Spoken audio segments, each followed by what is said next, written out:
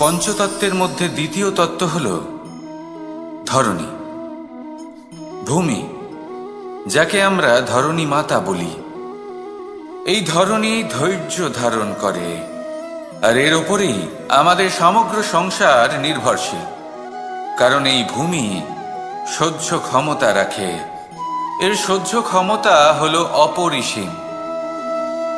সন্তান যতই আঘাত প্রদান করুক না কেন, প্রেম পূর্বক সহ্য করে, আর তার বদলে অমূল্য রত্ন প্রদান করে।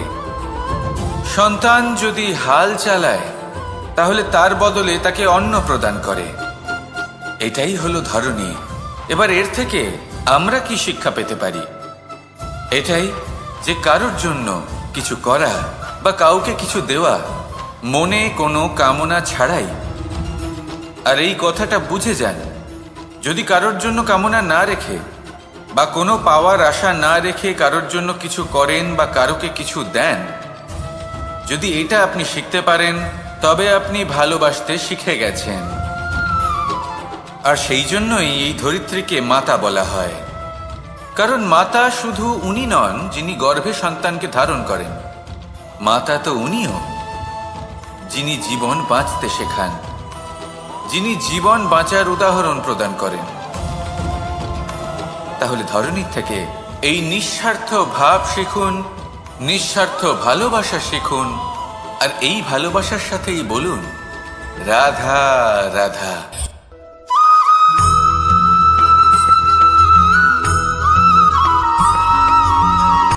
কথায় আছে, অন্ধকারে প্রদীপ প্রজ্বলিত করলে চতুর্দিক আলোকিত হয়। কিন্তু যদি এই প্রদীপ আমি সূর্যের আলোর সম্মুখে সকালবেলায় প্রজ্বলিত করে রেখে দিই, তাহলে কি হবে? আপনি বলবেন যে এটা করে তো কোনো লাভই হলো না।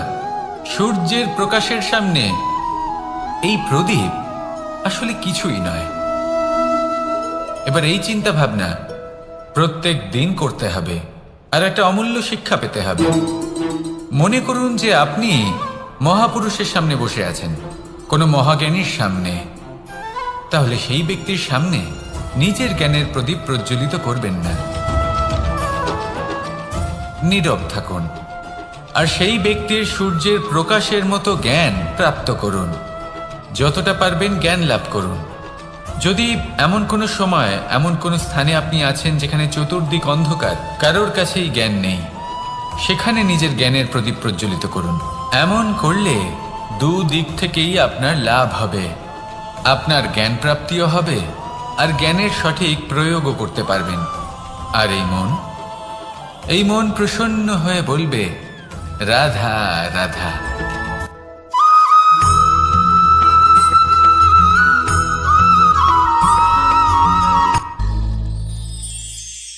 শিশিরের বিন্দু পাতার ওপর পড়ে আর তার গায়ে লেগে থাকে।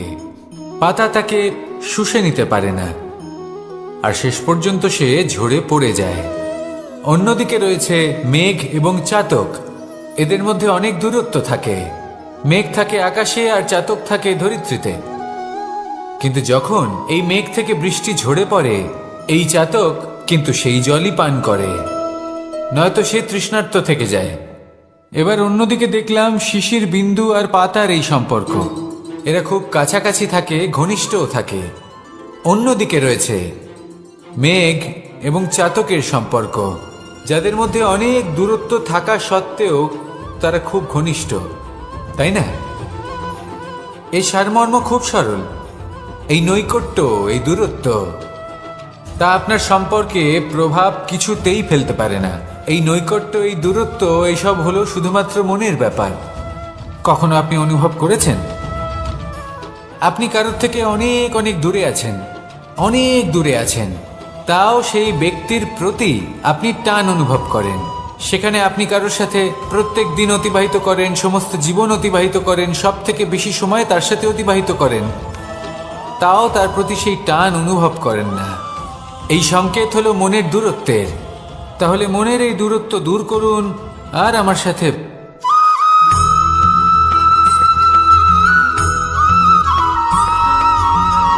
এই সংসারে কোনো বস্তু হোক বা ব্যক্তি হোক, তার একার গুরুত্ব কিন্তু খুব বেশি নয়। একটা উদাহরণ হিসেবে বৃষ্টির ফোঁটাকে ভেবে দেখুন। যদি একটি বৃষ্টির ফোঁটা হয় তাহলে তার খুব বেশি গুরুত্ব থাকে না, কিন্তু যখন সহস্র বৃষ্টির ফোঁটা মেঘের মধ্যে দিয়ে ঝরে পড়ে তখন সেটা বর্ষার রূপ ধারণ করে। সেই বর্ষা যা এই প্রকৃতিকে শান্ত করে। সেইভাবেই পাথরের ছোট টুকরো তার খুব বেশি গুরুত্ব থাকে না, কিন্তু যখন অসংখ্য পাথরের টুকরো একত্রিত হয় তখন তা পর্বতের আকার ধারণ করে।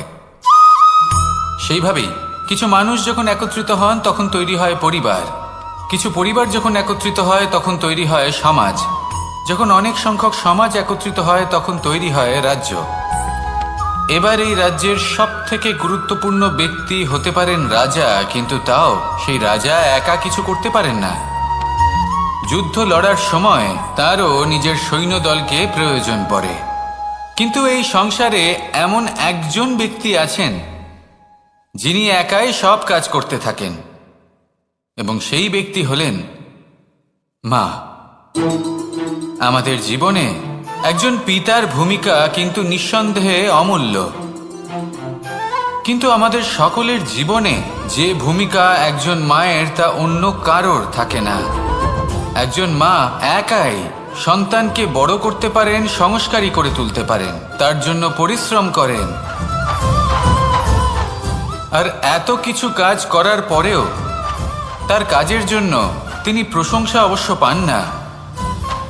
উল্টে যদি সেই সন্তান অনুচিত পথে চালিত হয়, অনুচিত কর্ম করে, তখন সেই মাকেই অপবাদের পাত্র হয়ে উঠতে হয়। আমাদের জীবনে মায়ের যোগদান কতটা সেটা বুঝুন। আপনাকে বড় করে তোলার জন্য উনি কতটা পরিশ্রম করেছেন সেটা বুঝুন।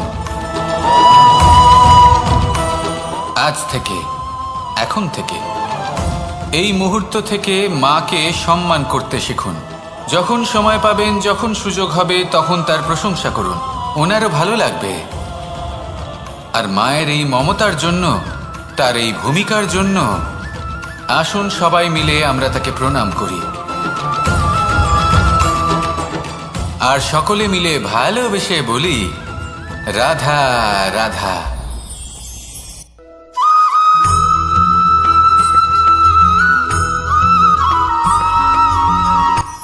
এই সংসারে সাফল্য লাভ করার জন্য জ্ঞানের প্রয়োজন হয়, পরিশ্রমের প্রয়োজন হয়, দৃঢ় নিষ্ঠার প্রয়োজন হয়, নিরন্তর চেষ্টা করা প্রয়োজনীয়। কিন্তু আরো কিছু আছে যা অত্যন্ত প্রয়োজনীয় এবং গুরুত্বপূর্ণ। তা হলো ভালো বন্ধু।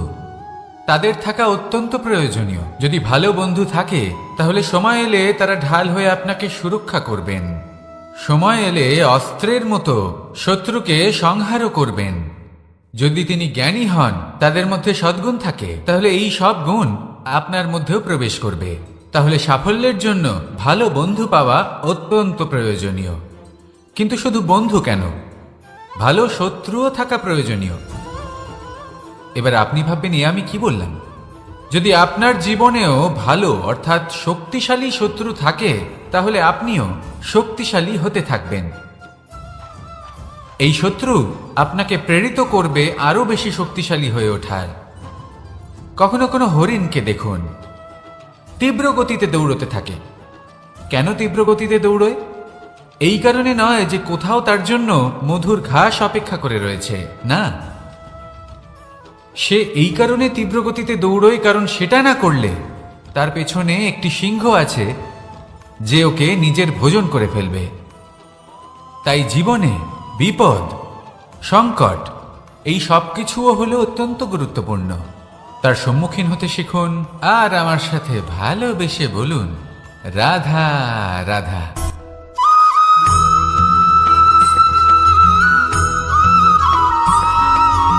মানুষ জন্মগ্রহণ করে, তার সাথে ভয়েরও জন্ম হয়।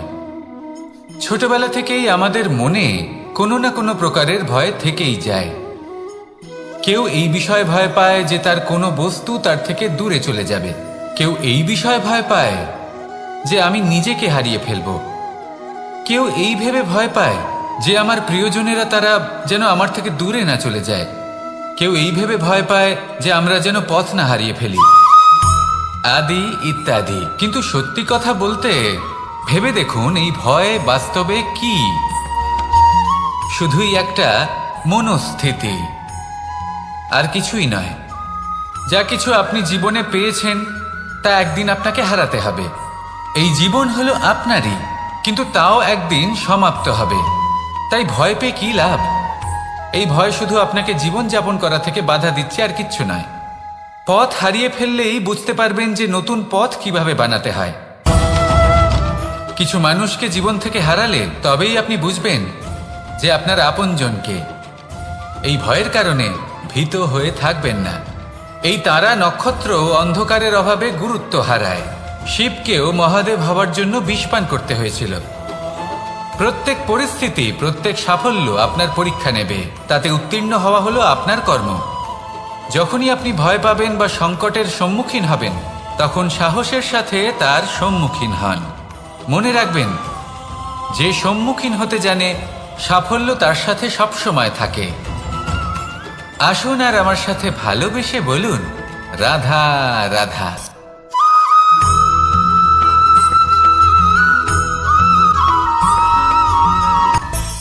মানুষের মধ্যে একটা বিচিত্র প্রবৃত্তি থাকে, অন্য সকলের বিষয়ে, তাদের জীবনের বিষয়ে, তাদের ব্যক্তিত্বের বিষয়ে, তাদের ভবিষ্যতের বিষয়ে অনুমান করা। এটা হলো অনুচিত।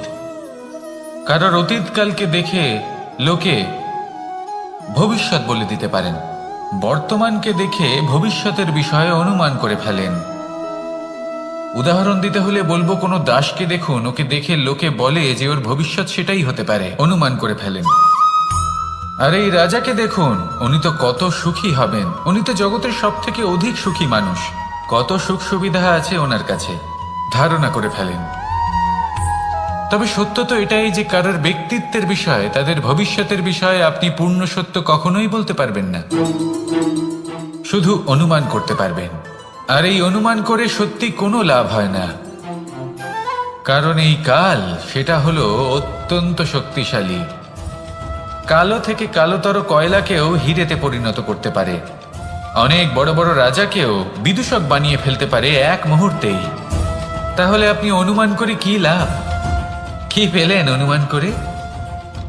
সেই জন্য কারোর বিষয়ে কোনো অনুমান করবেন না, তার ভবিষ্যতের বিষয়ে অনুমান করতে যাবেন না, কারোর বিষয়ে কোনো ধারণা করে নেবেন না। কিছু করতে হলে ভালোবাসুন, সবার মধ্যে ভালোবাসা ছড়ান, সবার মধ্যে ধন্যাত্মক ভাব ছড়ান।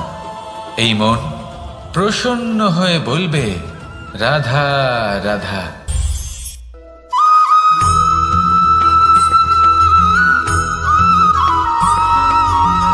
এই সংসারে সব থেকে বেশি কোমল বস্তু হলো রেশম। এই রেশম এতটাই কোমল হয় যে এর পুরো একটা থান শুধুমাত্র একটা হাতে ধরা সম্ভব। কখনো ভেবে দেখেছেন এই রেশম কিভাবে হয়? একটি কীট তার লালার দ্বারা উৎপন্ন হয়। এই কীট সেই রেশমকে পাক দিতে থাকে, পাক দিতেই থাকে, দিতেই থাকে, আর আস্তে আস্তে তার মধ্যেই জড়িয়ে পড়ে। শেষে ওর এই সুন্দর অমূল্য সৃষ্টি রেশমের এই সুতো, তার নির্মাণ কার্য পূর্ণ হয়, কিন্তু তাতেই ও নিজে বন্দী হয়ে যায়। নিজেরই মায়াজালের এই বন্দী গৃহে নিজেই ফেঁসে যায়। এবার এই সুতোকে ব্যবহারযোগ্য করে তোলার জন্য এই কীটগুলিকে এই কবচের সাথেই ফুটন্ত জলে ফেলে দেওয়া হয়। এই সংসারে যদি আমাদের স্বপ্ন এই সংসারের দুঃখ হরণ করার জন্য, এই সংসারে সুখ বিতরণ করার জন্য হয়, তবেই আমাদের প্রগতি সম্ভব। যদি আমাদের এই স্বপ্ন শুধুই আমাদের এবং আমাদের স্বার্থ সিদ্ধির জন্য হয়, তাহলে এই স্বপ্ন আমাদের অন্ধ করে দেবে, আমাদের অন্ধকারের পথে নিয়ে যাবে, আর আমরাও সেই কীটের মতো হয়ে যাব। নিজেদেরই মায়াজালে আমরা নিজেই ফেঁসে যাব, আর শেষে আমরা যদি কিছু লাভ করি তা হবে একাকিত্ব, অন্ধকারময় মৃত্যু। তাই স্বপ্ন অবশ্যই দেখুন, কিন্তু এমনভাবে স্বপ্ন দেখবেন না যে তার এই বন্দিগৃহে আপনি নিজেই ফেঁসে গেলেন। স্বপ্ন দেখুন পরোপকারে।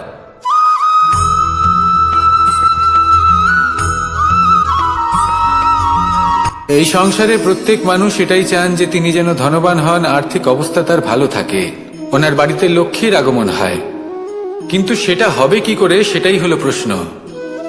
কেউ বলেন যে যদি পরিশ্রম করো তাহলে ধন অর্জন সম্ভব, কেউ বলেন যে যদি বিদ্যা লাভ হয় তবেই ধন অর্জন সম্ভব, কেউ বলেন যে যদি বলশালী হও তবেই সম্পন্ন থাকবে। ভালো কথা, যদি তাই হয়ে থাকে তবে দিনমজুর সারা দিন পরিশ্রম করেন, তিনি কেন ধনী হন না? অনেকজন বিদ্বান মানুষ আছেন এই সংসারে, তারা কেন ধনবান হন না? অনেক সংখ্যক বলশালী ব্যক্তি আছেন, তাদের কাছে ধন নেই কেন? তাদের কেন ধনের অভাব হয়? আবার এমনও কিছু মানুষ আছেন যারা পরিশ্রম করেন, তারা দিনমজুর, কিন্তু তারা ধন অর্জন করতে পারেন। কিছু বিদ্বান ব্যক্তি আছেন যাদের কাছে অধিক মাত্রায় ধন রয়েছে, কয়েকজন বলশালী ব্যক্তি রয়েছেন যাদের কাছে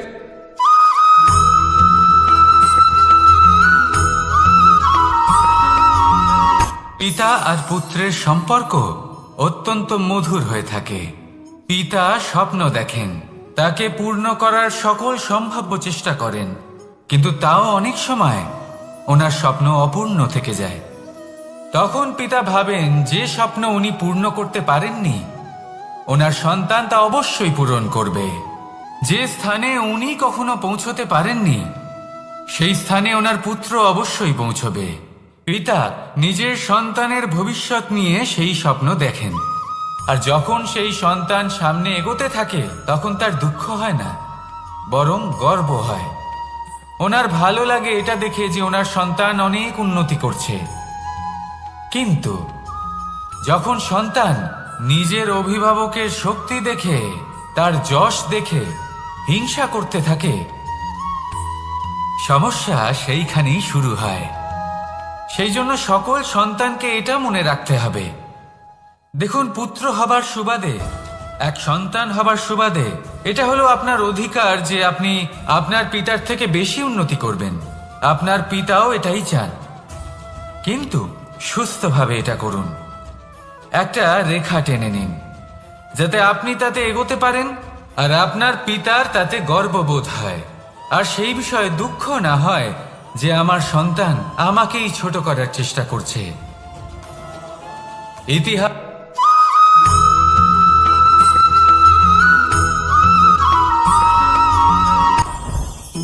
জীবনে কিছু শেখা অত্যন্ত গুরুত্বপূর্ণ। এবার কি কি শিখতে হবে সেই সব শেখানোর জন্য অনেক শিক্ষক রয়েছেন, কিন্তু কি শিখবেন না আর কি করবেন না এটা আমাদের নিজের অভিজ্ঞতা দিয়ে শিখতে হয়। কিন্তু তার মানে এটা নয় যে যদি আপনাকে শিখতে হয় যে আগুনের তাপ কতটা, আপনাকে আগুনের মধ্যে হাত দিতে হবে। না, অন্য কারোর অভিজ্ঞতা দ্বারাও শিখতে পারেন। প্রশ্ন শুধুমাত্র একটাই যে আপনি কি শিখতে চান নাকি চান না। যদি আপনি এটাই ভাবেন যে আমি শুধুই নিজের অভিজ্ঞতা দ্বারাই শিখতে চাই, তাহলে জীবনকাল ছোট মনে হবে, অনেক কিছুই শিখতে পারবেন না। তাই নিজের সাথে সাথে বড়দের অভিজ্ঞতার দ্বারাও শেখা শুরু করে দিন, এই সংসারের অভিজ্ঞতা দ্বারা শিখতে শুরু করে দিন। আর এটা নিশ্চিত রূপে শেখা আবশ্যক যে কখন কি করবেন না, কোথায় থামতে হবে আর কোথায় থামবেন না। তাহলে আসুন আর আমার সাথে ভালোবেসে বলুন, রাধা রাধা।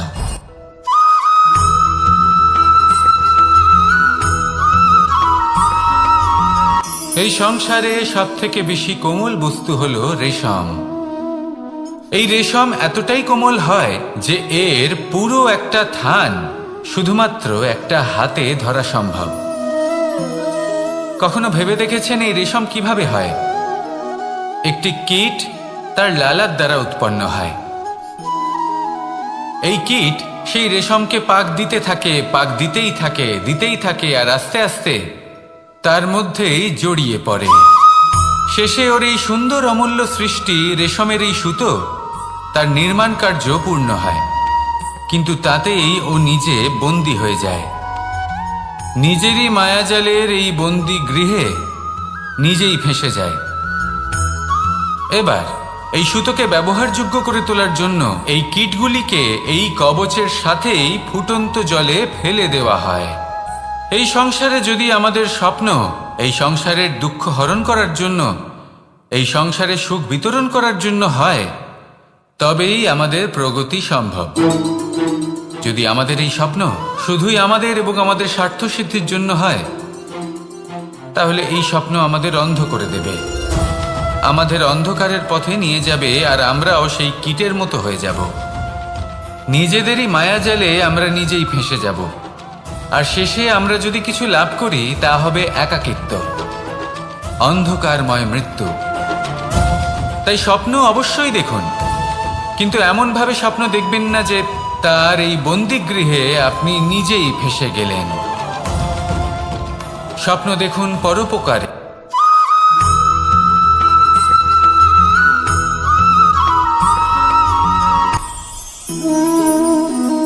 শক্তি এক অত্যন্ত বিচিত্র বস্তু, বা বলতে পারেন অনুভূতি।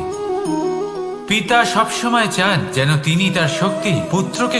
আসুন আপনাকে সহজে বোঝাই। যদি আপনি সুপাত্র হন আর আপনাকে শক্তি দেওয়া হয়, তাহলে আপনি সেই শক্তির গুরুত্ব বুঝবেন, কোথায় সেই শক্তি প্রয়োগ করা উচিত সেটা বুঝবেন। আর এটা যেহেতু অর্জন করা শক্তি হবে, সেই শক্তির অপব্যবহার হবে না। কিন্তু যদি এই আপনি কুপাত্র হন আর যদি আপনাকে এই শক্তি দেওয়া হয়, তাহলে কি হবে? দেখতে গেলে এই শক্তি আপনি দান হিসেবে পেয়েছেন, তাই না আপনি এই শক্তির গুরুত্ব বুঝবেন, আর না এর প্রয়োগ আপনি জানবেন। তার অপব্যবহার হওয়া সুনিশ্চিত। তাই যদি আপনি কোনো শক্তি অর্জন করতে চান, তাহলে আগে তার যোগ্য হয়ে উঠুন, পুত্র নয় পাত্র হয়ে উঠুন। আর আমার সাথে ভালোবেসে বলুন, রাধা রাধা।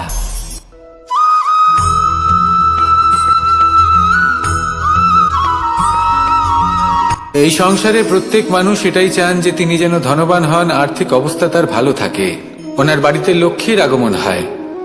কিন্তু সেটা হবে কি করে, সেটাই হলো প্রশ্ন। কেউ বলেন যে যদি পরিশ্রম করো তাহলে ধন অর্জন সম্ভব, কেউ বলেন যে যদি বিদ্যা লাভ হয় তবেই ধন অর্জন সম্ভব, কেউ বলেন যে যদি বলশালী হও তবেই সম্পন্ন থাকবে। ভালো কথা, যদি তাই হয়ে থাকে, তবে দিনমজুর সারা দিন পরিশ্রম করেন, তিনি কেন ধনী হন না? অনেকজন বিদ্বান মানুষ আছেন এই সংসারে, তারা কেন ধনবান হন না? অনেক সংখ্যক বলশালী ব্যক্তি আছেন, তাদের কাছে ধন নেই কেন? তাদের কেন ধনের অভাব হয়? আবার এমনও কিছু মানুষ আছেন যারা পরিশ্রম করেন, তারা দিনমজুর, কিন্তু তারা ধন অর্জন করতে পারেন। কিছু বিদ্বান ব্যক্তি আছেন যাদের কাছে অধিক মাত্রায় ধন রয়েছে, কয়েকজন বলশালী ব্যক্তি রয়েছেন যাদের কাছে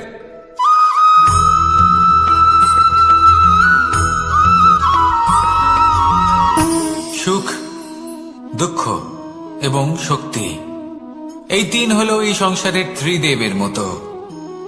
আমাদের জীবনে যা কিছু ঘটছে এই তিনটির ভিত্তির উপরেই হচ্ছে। আসলে এই সংসারের একটা নিয়ম আছে, যখনই আপনি কিছু লাভ করেন, এই সংসার আপনার পরীক্ষা নেয়। এটা জানার জন্য আপনার পরীক্ষা নেয় যে আপনি যা কিছুই লাভ করেছেন, আপনি কি আদৌ সেটার যোগ্য কিনা। ঠিক সেইভাবেই এই সুখ, দুঃখ এবং শক্তি আপনার পরীক্ষা নিয়ে থাকে।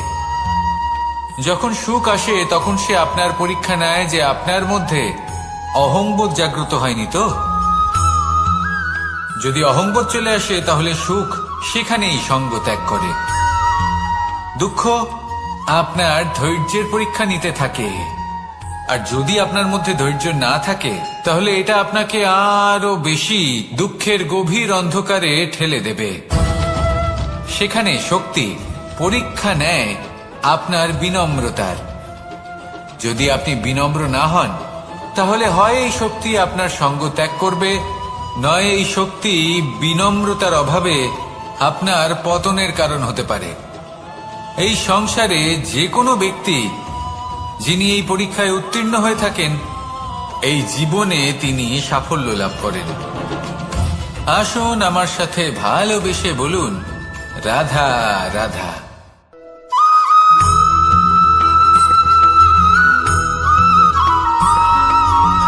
পঞ্চতত্ত্বের মধ্যে দ্বিতীয় তত্ত্ব হল ধরণী, ভূমি, যাকে আমরা ধরণী মাতা বলি। এই ধরণী ধৈর্য ধারণ করে, আর এর ওপরেই আমাদের সমগ্র সংসার নির্ভরশীল। কারণ এই ভূমি সহ্য ক্ষমতা রাখে, এর সহ্য ক্ষমতা হল অপরিসীম। সন্তান যতই আঘাত প্রদান করুক না কেন, প্রেম পূর্বক সহ্য করে, আর তার বদলে অমূল্য রত্ন প্রদান করে। সন্তান যদি হাল চালায়, তাহলে তার বদলে তাকে অন্ন প্রদান করে। এটাই হলো ধরণী। এবার এর থেকে আমরা কি শিক্ষা পেতে পারি? এটাই যে কারোর জন্য কিছু করা বা কাউকে কিছু দেওয়া মনে কোনো কামনা ছাড়াই। আর এই কথাটা বুঝে যান, যদি কারোর জন্য কামনা না রেখে বা কোনো পাওয়ার আশা না রেখে কারোর জন্য কিছু করেন বা কারোকে কিছু দেন, যদি এটা আপনি শিখতে পারেন, তবে আপনি ভালোবাসতে শিখে গেছেন। আর সেই জন্যই এই ধরিত্রীকে মাতা বলা হয়। কারণ মাতা শুধু উনি নন যিনি গর্ভে সন্তানকে ধারণ করেন, মাতা তো উনিও যিনি জীবন বাঁচতে শেখান, যিনি জীবন বাঁচার উদাহরণ প্রদান করেন। তাহলে ধরণীর থেকে এই নিঃস্বার্থ ভাব শিখুন, নিঃস্বার্থ ভালোবাসা শিখুন, আর এই ভালোবাসার সাথেই বলুন রাধা রাধা।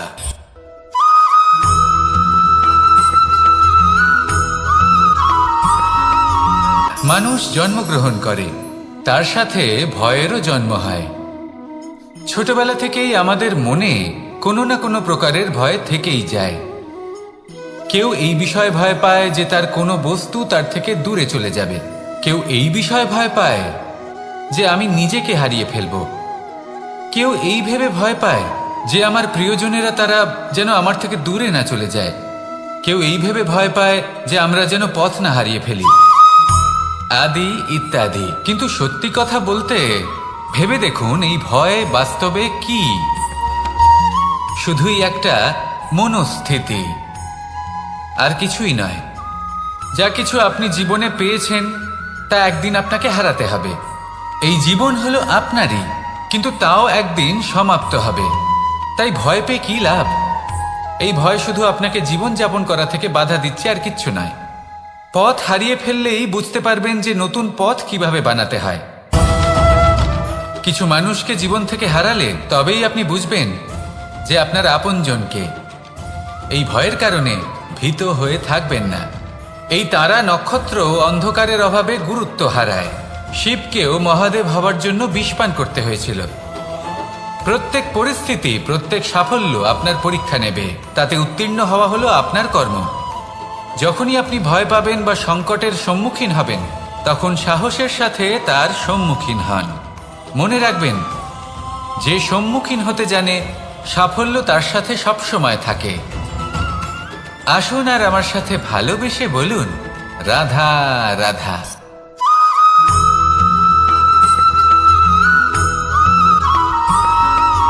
জীবনে অগ্রসর হওয়ার জন্য আমাদের কাকে প্রয়োজন হয়? মাতা পিতা, বন্ধু, প্রেম, সাহায্য, অর্থ, পরিশ্রম, আশা। ভিন্ন ভিন্ন মানুষ ভিন্ন ভিন্ন বিকল্প চয়ন করে। যদি আমি আপনাকে বলি,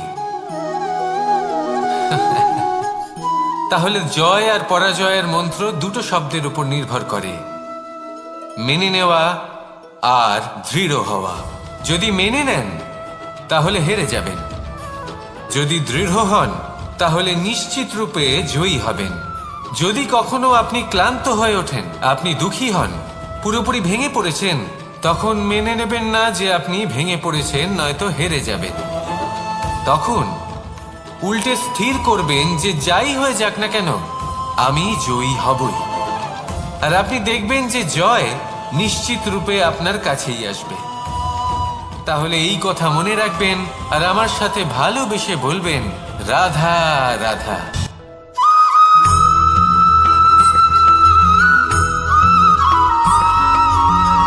এই সংসারে কোনো বস্তু হোক বা ব্যক্তি হোক, তার একার গুরুত্ব কিন্তু খুব বেশি নয়। একটা উদাহরণ হিসেবে বৃষ্টির ফোঁটাকে ভেবে দেখুন। যদি একটি বৃষ্টির ফোঁটা হয় তাহলে তার খুব বেশি গুরুত্ব থাকে না, কিন্তু যখন সহস্র বৃষ্টির ফোঁটা মেঘের মধ্যে দিয়ে ঝরে পড়ে তখন সেটা বর্ষার রূপ ধারণ করে। সেই বর্ষা যা এই প্রকৃতিকে শান্ত করে।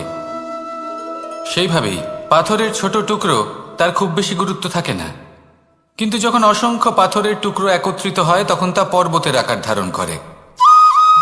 সেইভাবেই কিছু মানুষ যখন একত্রিত হন তখন তৈরি হয় পরিবার, কিছু পরিবার যখন একত্রিত হয় তখন তৈরি হয় সমাজ, যখন অনেক সংখ্যক সমাজ একত্রিত হয় তখন তৈরি হয় রাজ্য। এবার এই রাজ্যের সবথেকে গুরুত্বপূর্ণ ব্যক্তি হতে পারেন রাজা, কিন্তু তাও সেই রাজা একা কিছু করতে পারেন না। যুদ্ধ লড়ার সময় তারও নিজের সৈন্যদলকে প্রয়োজন পড়ে। কিন্তু এই সংসারে এমন একজন ব্যক্তি আছেন যিনি একাই সব কাজ করতে থাকেন, এবং সেই ব্যক্তি হলেন মা। আমাদের জীবনে একজন পিতার ভূমিকা কিন্তু নিঃসন্দেহে অমূল্য, কিন্তু আমাদের সকলের জীবনে যে ভূমিকা একজন মায়ের তা অন্য কারোর থাকে না। একজন মা একাই সন্তানকে বড় করতে পারেন, সংস্কারী করে তুলতে পারেন, তার জন্য পরিশ্রম করেন। আর এত কিছু কাজ করার পরেও তার কাজের জন্য তিনি প্রশংসা অবশ্য পান না।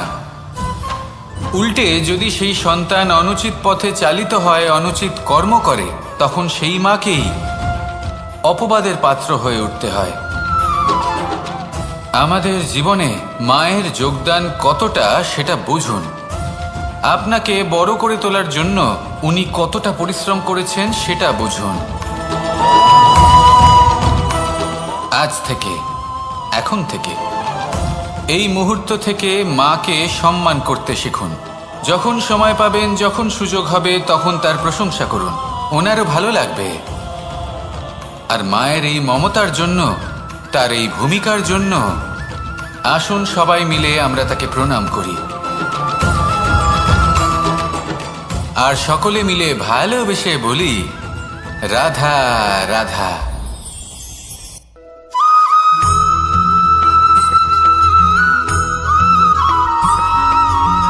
এই সংসারের সব থেকে গুরুত্বপূর্ণ তত্ত্ব কোনটা? প্রথম হলো সময়। জন্ম থেকে মৃত্যু পর্যন্ত এই যে সময়, এটাই তো হলো জীবন। দ্বিতীয় হলো জীবন, যাতে আমরা সময়ের সদ্ব্যবহার করি, শ্রেষ্ঠ থেকে শ্রেষ্ঠতর কাজ করার চেষ্টা করি। বহু বছরের এই পরম্পরা, এই সংস্কৃতিকে এগিয়ে নিয়ে যাওয়ার চেষ্টা করি। এই সংসারে আমরা অংশগ্রহণ করতে চেষ্টা করি। তৃতীয় হলো ধন, সেই ধন যা প্রত্যেক ব্যক্তি অর্জন করতে চেষ্টা করেন।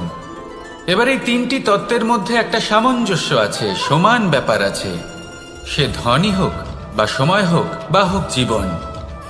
আর সেই সমান ব্যাপার হলো যে যদি আপনি এটা গণনা করতে থাকেন তাহলে তা কমতে থাকে, যদি আপনি এটা ব্যবহার করেন তাহলে তা বাড়তে থাকে। একে সংগঠিত করে রাখতে চেষ্টা করলে এ হাত থেকে ফসকে যায়, কিন্তু যদি আপনি একে সামলে রাখতে শিখে যান তাহলে এমন কাজ করবেন যাতে সংসারের সাথে সাথে পরবর্তী প্রজন্ম লাভবান হবে। যদি কিছু শিখতে চান তাহলে সামলাতে শিখুন, গণনা করা বা সংগঠিত করা নয়। আসুন আর আমার সাথে ভালোবেসে বলুন, রাধা রাধা।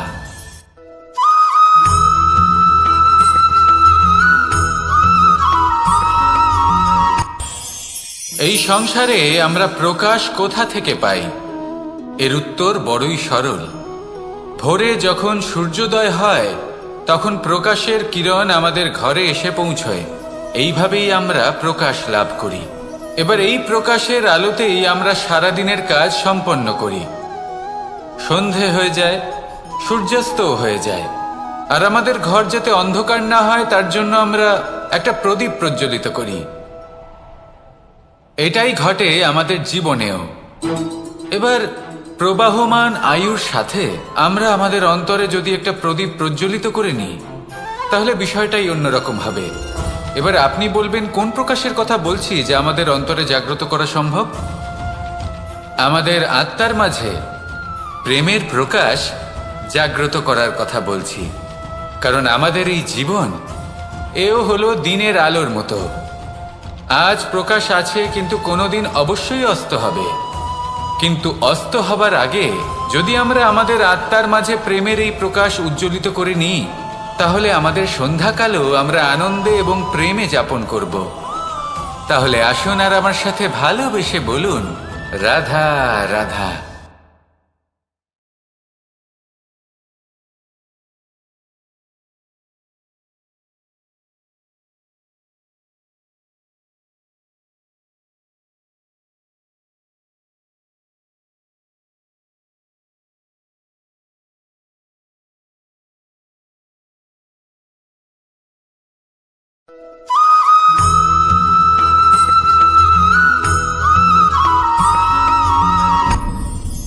আপনি কি কখনো কোনো জলের ধারা দেখেছেন? তার সামনে যতই মাটি থাকুক না কেন, যতই কাদা থাকুক না কেন, যখন এই জলের ধারা বইতে আরম্ভ করে দেয়, তাহলে নিজের মনের, নিজের ভাবনার, নিজের জীবনের যত অনাবশ্যক তত্ত্ব আছে, অনুপযোগী অংশ রয়েছে, অর্থাৎ অপরিষ্কার অংশ রয়েছে, তা নিজে থেকেই নির্মল হয়ে উঠবে। আর যেরকম জলের ধারা কখনো থেমে থাকে না, সব সময় বয়ে চলে, সেইভাবে আপনিও কখনোই থামবেন না। সবসময় বয়ে চলুন, এগোতে থাকুন। পথে যদি অনেক বিপদ আসে, সমস্যা আসে, থামবেন না, তার উপর নিরন্তর প্রহার করুন, নিরন্তর প্রয়াস করুন আর অগ্রসর হন। আপনি ভেবে দেখুন, এই জলের ধারা কখনো থেমে থাকে না, সবসময় বয়ে চলে, বিপদের সম্মুখীন হয়ে তাকে সাথে বয়ে নিয়ে চলে। সেই জন্য জলের ধারা, প্রবাহমান এই ধারা, এর থেকে কখনো দুর্গন্ধ আসে না, এতে কখনো ময়লা জমতে পারে না, বরং পালিত হয় সুন্দর প্রাণবন্ত জীবজন্তু, যেমন সুন্দর ছোট মাছ। তাই আপনিও এটাই করুন, কখনো থামবেন না, শুধু চলতে থাকুন, জলের ধারার মতো বইতে থাকুন। আপনি আপনার লক্ষ্য অবশ্যই খুঁজে পাবেন, আর তার সাথে নিজের অন্তরের যে মালিন্য রয়েছে তা আপনি নিজেই নিজের থেকে দূরে করে দেবেন। তাহলে আসুন আর আমার সাথে ভালোবেসে বলুন, রাধা রাধা।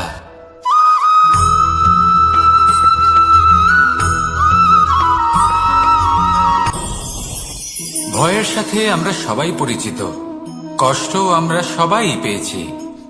কখনো কখনো আমরা অসুস্থ হয়ে পড়ি, আর এমন সময় হলে মাতার মমতা, কখনো বাবার স্নেহ, কখনো বন্ধুদের পাশে থাকার অনুভূতি আমাদের রোগ নিরাময়ে সাহায্য করে। কখনো যদি আমরা নিরাশ হয়ে পড়ি, তখন যদি আমাদের কোনো আপনজন আমাদের দুটো ভালো কথা বলে, তখন আমাদের মনোবল বেড়ে যায়। ঠিক তেমন সংসারের এই রঙ্গমঞ্চে যদি আপনি পীড়িত অনুভব করেন, কিছু শুভ কথা আলোচনা করুন, কিছু স্তুতি গান করুন, কিছু মুহূর্তের জন্য হলেও নিজের ইষ্টদেবের কথা স্মরণ করুন আর প্রার্থনা করুন। সাহস বাড়বে, শক্তিও বৃদ্ধি পাবে এবং সামনে এগিয়ে চলার পথও দেখতে পাবেন। তখন এই মন প্রসন্ন হয়ে বলবে, রাধা রাধা।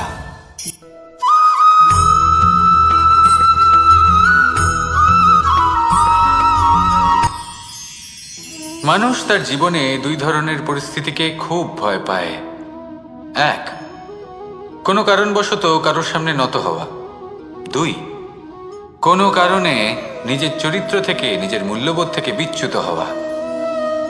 এবার কেন হয় এরকম যে কথায় কথায় কারোর সামনে নত হতে হয়? কেন বারংবার নিজের চরিত্র থেকে চ্যুত হতে হয়? এরকম কেন হয়? এটা তখনই হয় যখন আমাদের শিক্ষা এবং মূল্যবোধের অভাব থাকে। যদি মানুষের মধ্যে প্রকৃত শিক্ষা থাকে, তাহলে এই সংসারে কোনো সময় এবং কারোর সামনেই নত হওয়ার কোনো প্রয়োজন নেই। যদি মানুষের মধ্যে মূল্যবোধ থাকে, তাহলে তাকে নিজের মূল্যবোধ বা চরিত্র থেকে বিচ্যুত হতে হয় না, তা সে যাই হয়ে যাক না কেন।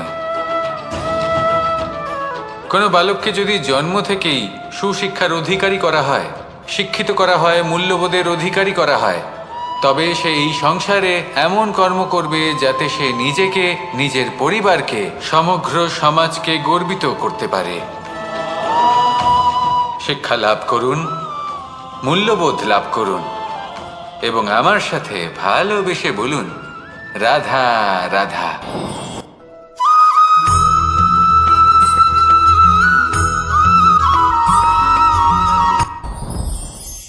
সাথী।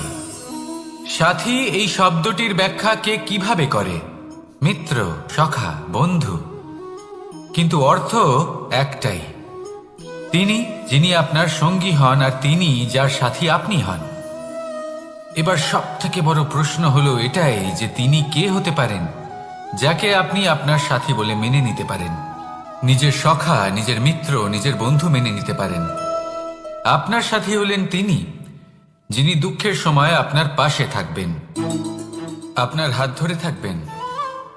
আপনার সাথী হলেন তিনি যার হাত আপনি নিজের সুখের দিনে ধরে থাকবেন।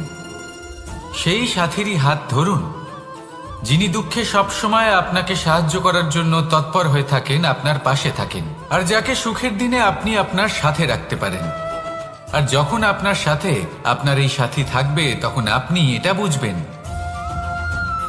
যে যখন জীবনে দুঃখ আসে তখন এই দুঃখ কমে যায়, সবার মধ্যে ভাগ হয়ে যায়। আর যদি তখন সুখ আসে তাহলে সেটা সবার উপস্থিতিতে আরো বেড়ে যায়। এটাই হলো প্রেম, এটাই হলো ভালোবাসা, এটাই হলো সঙ্গ। যেমন সম্পর্ক আমার আর রাধার মাঝে। তাহলে আসুন আর আমার সাথে ভালোবেসে বলুন, রাধা রাধা।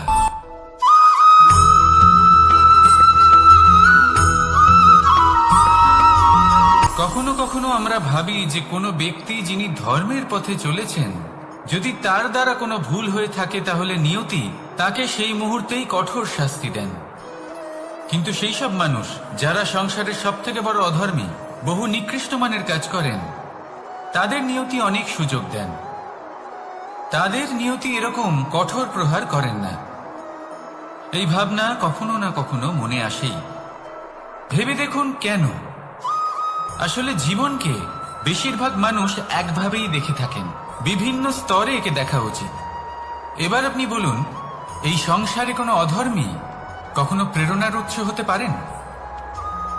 কখনোই নয়। যে মানুষ নিজের আত্মাকে মলিন করে ফেলেছেন তিনি এই সংসারকে কিভাবে প্রেরণা যোগাবেন?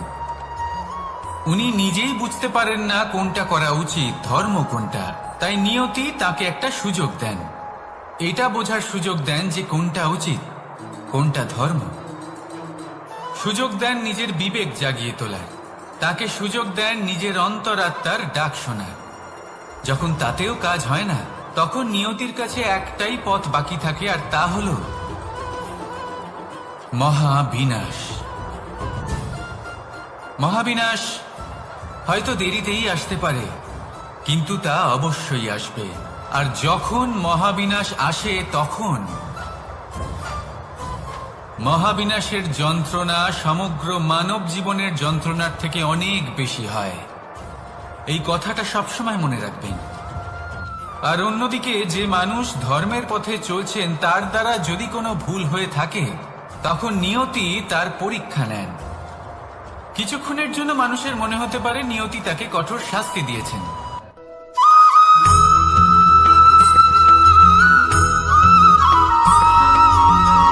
মানুষের মানসিকতা এমন হয় যে সে যতটা করে আশা করে যে তার থেকে অনেক বেশি তার বদলে সে পাবে। দেখুন, সবকিছুই আপনার ভাবনা চিন্তার উপর নির্ভর করছে। আপনি যদি ফলের বিষয়ে ভেবে কর্ম করতে থাকেন তাহলে সেটা অনুচিত। জীবনের আসল আনন্দ হলো নিজের কর্ম করতে থাকা, ফলের চিন্তা করা উচিত নয়। যদি আপনি এরকম ভাবেন যে আমি এতটা করছি, আমার এতটা পাওয়া উচিত, সেই ভাবনা অনুচিত।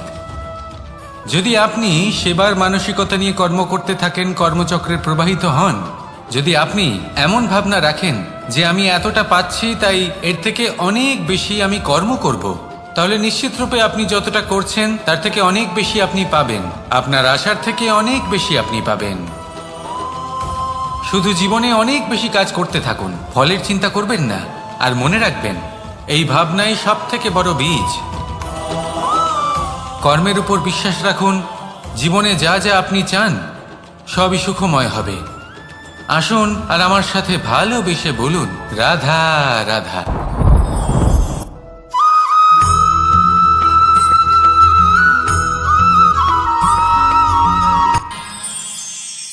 আমরা সবাই সূর্যকে সম্মান কেন করি?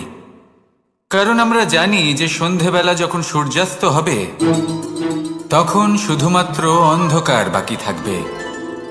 ঠিক কিছুটা এরকমই হয় আমাদের মাতা পিতাও, যিনি আমাদের জন্ম দেন, আমাদের ভরণ পোষণ করেন, আমাদের বড় করেন, আমাদের প্রেম প্রদান করেন। কখনো কখনো তাদের মুখ থেকে কটু কথা নিঃসৃত হয়, আমাদের দুঃখ হয়, কিন্তু তখন আমাদের এটা বোঝা উচিত এগুলি নিঃসৃত হচ্ছে আমাদেরই মঙ্গলের জন্য। যেমন সূর্যদেব, উনিও উত্তাপ দিয়ে থাকেন আমাদেরই মঙ্গলের জন্য, যাতে ফসল পাকতে পারে, যাতে জল বাষ্প হয়ে মেঘ হতে পারে, বৃষ্টি হতে পারে, আর এই সংসারে নিরন্তর জলের প্রবাহ থাকে। আমাদের মাতা পিতা, তাদের কঠোর আচরণ, তাদের কঠোর অনুশাসনের পেছনে লুকিয়ে থাকে ওনাদের ভালোবাসা। আমাদের তা বুঝতে হবে, সসম্মানে ওনাদের গ্রহণ করতে হবে। কারণ ঠিক সূর্যাস্তের পরে যেমন চতুর্দিক অন্ধকারচ্ছন্ন হয়ে যায়, তেমনি আমাদের জীবন থেকে যখন আমাদের মাতা পিতা চলে যায় তখন আমাদের জীবনেও শুধু এবং শুধুমাত্র অন্ধকারই ছেয়ে থাকে। সেই জন্য নিজের মাতা পিতাকে সম্মান করুন, ওনাদের ভালোবাসা প্রদান করুন। এই মন আর এই জীবন প্রসন্ন হয়ে বলবে, রাধা রাধা।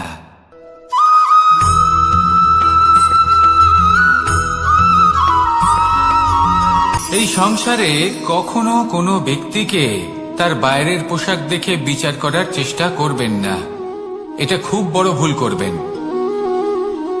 যেমন আমরা জীবনে অনেক সময় এমন করি, ধরুন কোথাও একটা গাছ দেখলাম, খুব বিশাল আকারের একটা গাছ, যেটা মাটির থেকে অনেক উঁচুতে পৌঁছে গেছে, যার বিশাল শাখা আছে। সেগুলো দেখে আমরা ভাবি যে এই গাছে হয়তো কত সুস্বাদু ফল আছে, আমরা সেই গাছের পরিচর্যা করতে থাকি। আবার অন্যদিকে হলো একটি তৃণ, যেটা মাটি থেকে কিছুটা উঁচুতে পৌঁছেছে, কিন্তু সেই তৃণর নিচে, মাটির নিচে অত্যন্ত সুস্বাদু ফল বা সবজি জন্ম নেয়, যা আমাদের স্বাস্থ্যের পক্ষে অত্যন্ত উপকারী। সেই জন্য কখনো আবরণ দেখে কাউকে বিচার করতে চেষ্টা করবেন না। তার বদলে এটা বোঝার চেষ্টা করুন যে আপনার সামনে যে ব্যক্তি আছে বা বস্তু আছে তার বিশেষত্ব কি। যদি এই বিশেষত্ব বোঝার ক্ষমতা আপনি অর্জন করেন, যদি এই শিল্প আপনি নিজের ভেতরে জাগ্রত করেন, তাহলে এই সংসারে বিশেষত্ব কি সেটা আপনি জানতে পারবেন। আর এই সমস্ত খেলা দৃষ্টি থেকে নয়, দৃষ্টিভঙ্গি থেকে জন্ম নেয়। দৃষ্টিভঙ্গি সবসময় শুভ রাখুন আর আমার সাথে ভালোবেসে বলুন, রাধা রাধা।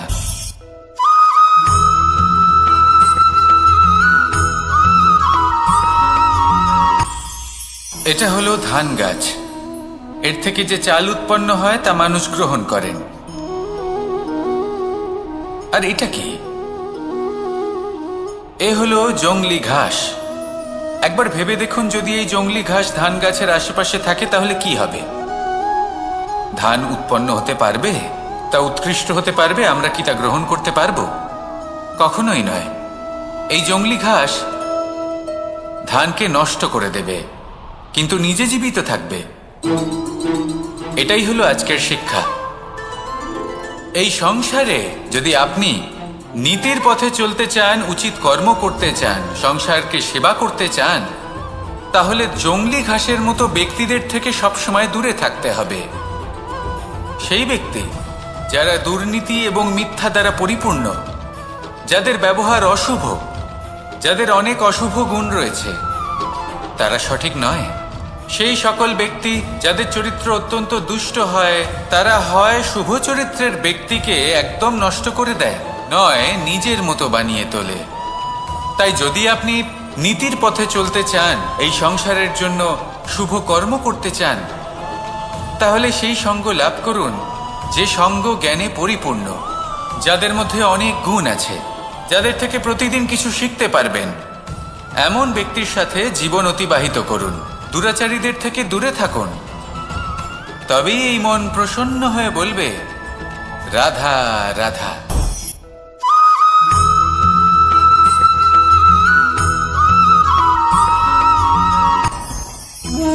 ভোজন। এবার ভোজন সংগ্রহ করার জন্য মানুষ কি না করেন, সব সময় চেষ্টা করতে থাকেন। ফসল উৎপাদনের জন্য অনেক পরিশ্রম করতে থাকেন, কিন্তু অনেক সময় অনেক পরিশ্রম করার পরেও ফসল ভালো উৎপাদন হয় না। এর কারণ কি? কারণ হলো এটাই যে আপনি পরিশ্রম হয়তো অনেক করেছেন, কিন্তু আপনার নজর তো সেই বীজের দিকে ছিলই না যা আপনি রোপণ করেছেন। সেই জন্য সব সময় কোনো বীজ রোপণ করার আগে তাকে পরখ করে দেখুন, তা অত্যন্ত আবশ্যক। আর সেইভাবেই যখনই কোনো কর্মের প্রশ্ন আসে, তাহলে সেখানে শুধুমাত্র পরিশ্রম যথেষ্ট নয়। সেই কাজের প্রতি আপনার কর্তব্য কি, আপনার উদ্দেশ্য কি, সেটা জানা হলো অত্যন্ত গুরুত্বপূর্ণ। তাই কর্ম করুন, কিন্তু সেই কর্মের প্রতি আপনার যা উদ্দেশ্য তার মাহাত্ম্য বুঝতে চেষ্টা করুন। তাহলে আসুন আমার সাথে ভালোবেসে বলুন রাধা রাধা।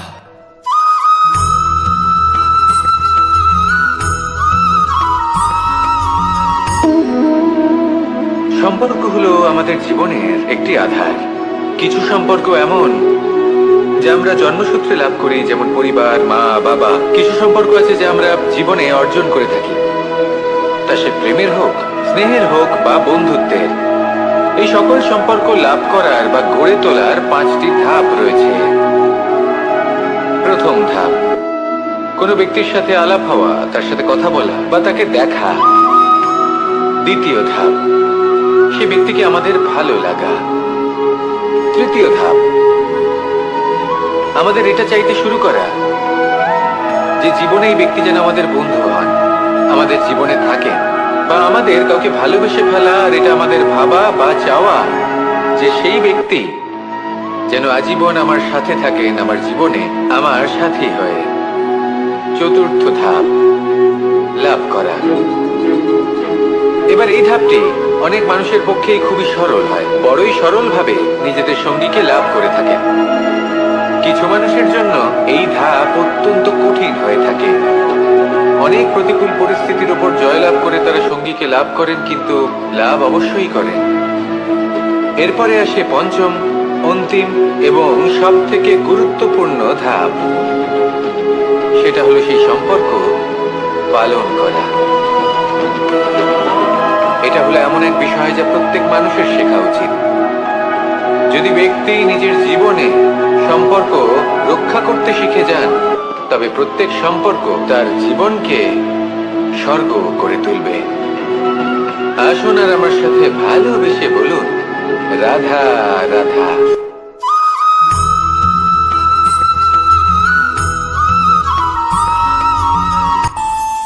আমাদের মনে যখন কোনো প্রশ্ন ওঠে, কোনো দ্বন্দ্ব জাগে, তখন আমরা যাই আমাদের গুরুর কাছে, আমাদের আরাধ্যের কাছে গিয়ে জিজ্ঞেস করি।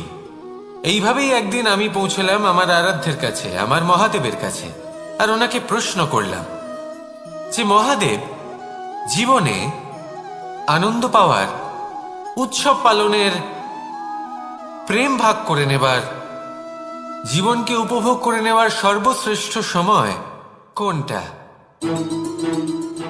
মহাদেব হাসলেন আর উনি বললেন, জীবনে উৎসব পালনের সব থেকে শ্রেষ্ঠ দিন হল মৃত্যুর ঠিক আগের দিনটা। প্রেম ভাগ করে নেওয়ার সব থেকে শ্রেষ্ঠ মুহূর্ত হল মৃত্যুর ঠিক আগের মুহূর্ত। জীবনকে উপভোগ করে নেওয়ার সর্বশ্রেষ্ঠ প্রহর হল মৃত্যুর 1 প্রহর পূর্বে।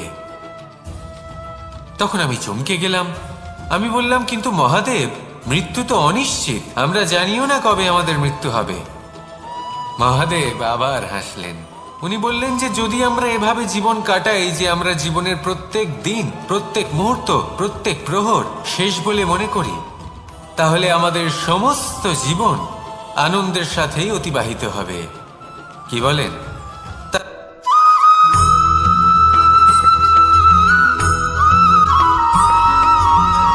এই সংসারে কোনো বস্তু হোক বা ব্যক্তি হোক, তার একার গুরুত্ব কিন্তু খুব বেশি নয়। একটা উদাহরণ হিসেবে বৃষ্টির ফোঁটাকে ভেবে দেখুন। যদি একটি বৃষ্টির ফোঁটা হয় তাহলে তার খুব বেশি গুরুত্ব থাকে না, কিন্তু যখন সহস্র বৃষ্টির ফোঁটা মেঘের মধ্যে দিয়ে ঝরে পড়ে তখন সেটা বর্ষার রূপ ধারণ করে। সেই বর্ষা যা এই প্রকৃতিকে শান্ত করে। সেইভাবেই পাথরের ছোট টুকরো, তার খুব বেশি গুরুত্ব থাকে না, কিন্তু যখন অসংখ্য পাথরের টুকরো একত্রিত হয় তখন তা পর্বতের আকার ধারণ করে। সেইভাবেই কিছু মানুষ যখন একত্রিত হন তখন তৈরি হয় পরিবার, কিছু পরিবার যখন একত্রিত হয় তখন তৈরি হয় সমাজ, যখন অনেক সংখ্যক সমাজ একত্রিত হয় তখন তৈরি হয় রাজ্য। এবার এই রাজ্যের সবথেকে গুরুত্বপূর্ণ ব্যক্তি হতে পারেন রাজা, কিন্তু তাও সেই রাজা একা কিছু করতে পারেন না। যুদ্ধ লড়ার সময় তারও নিজের সৈন্যদলকে প্রয়োজন পড়ে। কিন্তু এই সংসারে এমন একজন ব্যক্তি আছেন যিনি একাই সব কাজ করতে থাকেন, এবং সেই ব্যক্তি হলেন মা। আমাদের জীবনে একজন পিতার ভূমিকা কিন্তু নিঃসন্দেহে অমূল্য, কিন্তু আমাদের সকলের জীবনে যে ভূমিকা একজন মায়ের তা অন্য কারোর থাকে না। একজন মা একাই সন্তানকে বড় করতে পারেন, সংস্কারী করে তুলতে পারেন, তার জন্য পরিশ্রম করেন। আর এত কিছু কাজ করার পরেও তার কাজের জন্য তিনি প্রশংসা অবশ্য পান না। উল্টে যদি সেই সন্তান অনুচিত পথে চালিত হয়, অনুচিত কর্ম করে, তখন সেই মাকেই অপবাদের পাত্র হয়ে উঠতে হয়। আমাদের জীবনে মায়ের যোগদান কতটা সেটা বুঝুন। আপনাকে বড় করে তোলার জন্য উনি কতটা পরিশ্রম করেছেন সেটা বুঝুন। আজ থেকে, এখন থেকে, এই মুহূর্ত থেকে মাকে সম্মান করতে শিখুন। যখন সময় পাবেন, যখন সুযোগ হবে, তখন তার প্রশংসা করুন, ওনারও ভালো লাগবে। আর মায়ের এই মমতার জন্য, তার এই ভূমিকার জন্য আসুন সবাই মিলে আমরা তাকে প্রণাম করি, আর সকলে মিলে ভালোবেসে বলি, রাধা রাধা।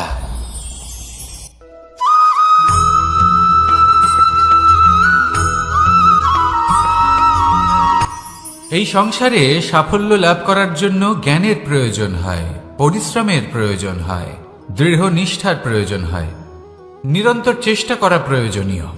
কিন্তু আরো কিছু আছে যা অত্যন্ত প্রয়োজনীয় এবং গুরুত্বপূর্ণ। তা হলো ভালো বন্ধু। তাদের থাকা অত্যন্ত প্রয়োজনীয়। যদি ভালো বন্ধু থাকে তাহলে সময় এলে তারা ঢাল হয়ে আপনাকে সুরক্ষা করবেন। সময় এলে অস্ত্রের মতো শত্রুকে সংহারও করবেন। যদি তিনি জ্ঞানী হন, তাদের মধ্যে সদ্গুণ থাকে, তাহলে এই সব গুণ আপনার মধ্যেও প্রবেশ করবে। তাহলে সাফল্যের জন্য ভালো বন্ধু পাওয়া অত্যন্ত প্রয়োজনীয়। কিন্তু শুধু বন্ধু কেন, ভালো শত্রুও থাকা প্রয়োজনীয়। এবার আপনি ভাববেন, আমি কি বললাম? যদি আপনার জীবনেও ভালো অর্থাৎ শক্তিশালী শত্রু থাকে, তাহলে আপনিও শক্তিশালী হতে থাকবেন। এই শত্রু আপনাকে প্রেরিত করবে আরো বেশি শক্তিশালী হয়ে ওঠার। কখনো কোনো হরিণকে দেখুন, তীব্র গতিতে দৌড়তে থাকে। কেন তীব্র গতিতে দৌড়য়? এই কারণে নয় যে কোথাও তার জন্য মধুর ঘাস অপেক্ষা করে রয়েছে, না। সে এই কারণে তীব্র গতিতে দৌড়য় কারণ সেটা না করলে তার পেছনে একটি সিংহ আছে যে ওকে নিজের ভোজন করে ফেলবে। তাই জীবনে বিপদ, সংকট, এই সব কিছুও হলো অত্যন্ত গুরুত্বপূর্ণ। তার সম্মুখীন হতে শিখুন, আর আমার সাথে ভালোবেসে বলুন, রাধা রাধা।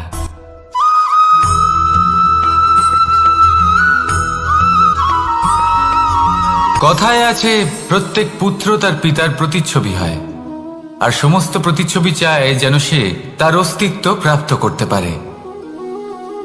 পুত্র চায় সে যেন তার পিতার মতো হয়, বা কখনো কখনো তার থেকেও শ্রেষ্ঠ হয়। সেটা কোনো অনুচিত ব্যাপার নয়। অনুচিত তখন হয় যখন পুত্র নিজের পিতার মতো হবার স্বপ্ন পূরণ করতে গিয়ে বা তার থেকেও শ্রেষ্ঠ হবার স্বপ্ন পূরণে অনুচিত পথের আশ্রয় নেয়। কারণ তারপরে সে তার পিতার গুণগুলি আত্মসাৎ করতে চায় না। সে শুধুই এটা চায় যে সংসারের চোখে যেন আমি শ্রেষ্ঠ প্রমাণিত হই। এটা অনুচিত। সংসারে এমন অনেক মানুষ আছেন যারা এই কারণে শ্রেষ্ঠ হবার চেষ্টা করেন যাতে তার পরিবারের তার পিতার সম্মান বৃদ্ধি পায়। এমনও মানুষ থাকেন, আর এটাই হলো পার্থক্য উদ্দেশ্যের। মনে রাখবেন, যদি আপনার উদ্দেশ্য শুভ হয় তাহলে পথও শুভ হবে, যদি আপনার উদ্দেশ্য অশুভ হয় তাহলে পথও অশুভ হবে। তাহলে নিজের পিতার মতো হবার চেষ্টা অবশ্যই করুন, তার থেকেও শ্রেষ্ঠ হওয়ার চেষ্টা অবশ্যই করুন, কিন্তু মনে রাখবেন আপনার সংকল্প আর আপনার উদ্দেশ্য এই দুই শুভ হওয়া উচিত। তাহলে আসুন আর আমার সাথে ভালোবেসে বলুন, রাধা রাধা।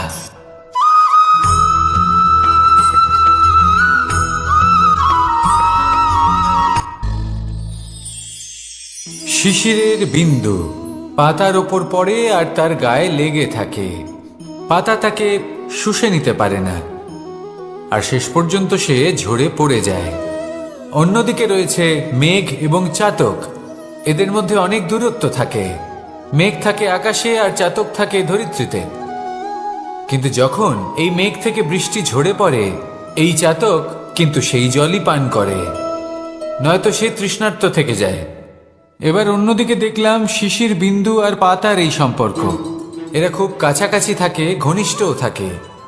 অন্যদিকে রয়েছে মেঘ এবং চাতকের সম্পর্ক, যাদের মধ্যে অনেক দূরত্ব থাকা সত্ত্বেও তারা খুব ঘনিষ্ঠ, তাই না? এই সারমর্ম খুব সরল। এই নৈকট্য, এই দূরত্ব, তা আপনার সম্পর্কে প্রভাব কিছুতেই ফেলতে পারে না। এই নৈকট্য, এই দূরত্ব, এইসব হলো শুধুমাত্র মনের ব্যাপার। কখনো আপনি অনুভব করেছেন আপনি কারোর থেকে অনেক অনেক দূরে আছেন, অনেক দূরে আছেন, তাও সেই ব্যক্তির প্রতি আপনি টান অনুভব করেন। সেখানে আপনি কারোর সাথে প্রত্যেক দিন অতিবাহিত করেন, সমস্ত জীবন অতিবাহিত করেন, সব থেকে বেশি সময় তার সাথে অতিবাহিত করেন, তাও তার প্রতি সেই টান অনুভব করেন না। এই সংকেত হলো মনের দূরত্বের।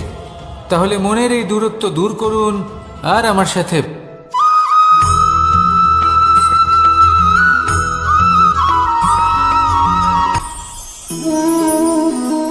শক্তি এক অত্যন্ত বিচিত্র বস্তু, বা বলতে পারেন অনুভূতি।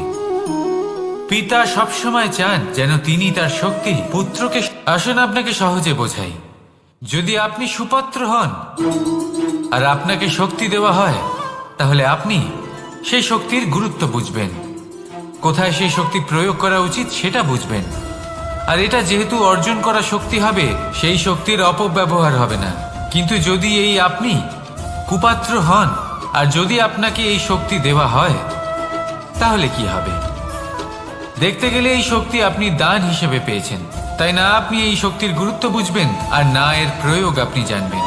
তার অপব্যবহার হওয়া সুনিশ্চিত। তাই যদি আপনি কোনো শক্তি অর্জন করতে চান, তাহলে আগে তার যোগ্য হয়ে উঠুন। পুত্র নয়, পাত্র হয়ে উঠুন। আর আমার সাথে ভালোবেসে বলুন, রাধা রাধা।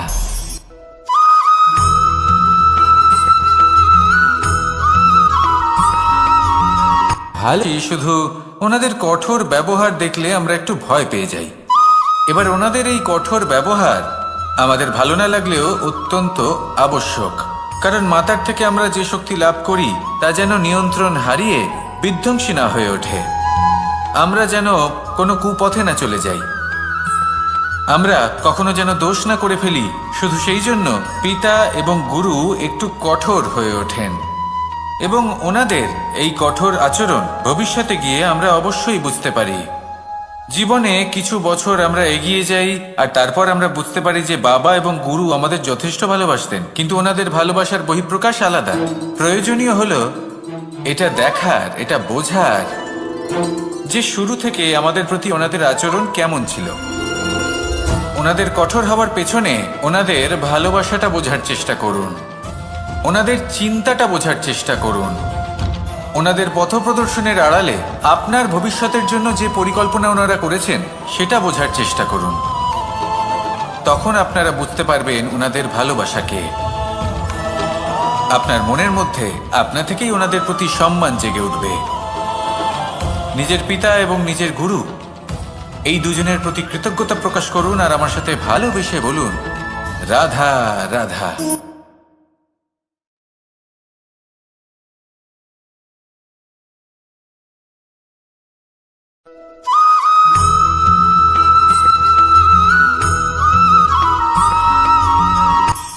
কখনো কোনো বাগানের কোনো বৃক্ষকে দেখেছেন যেখানে সুগন্ধি ফুল থাকে, রসালো ফল থাকে?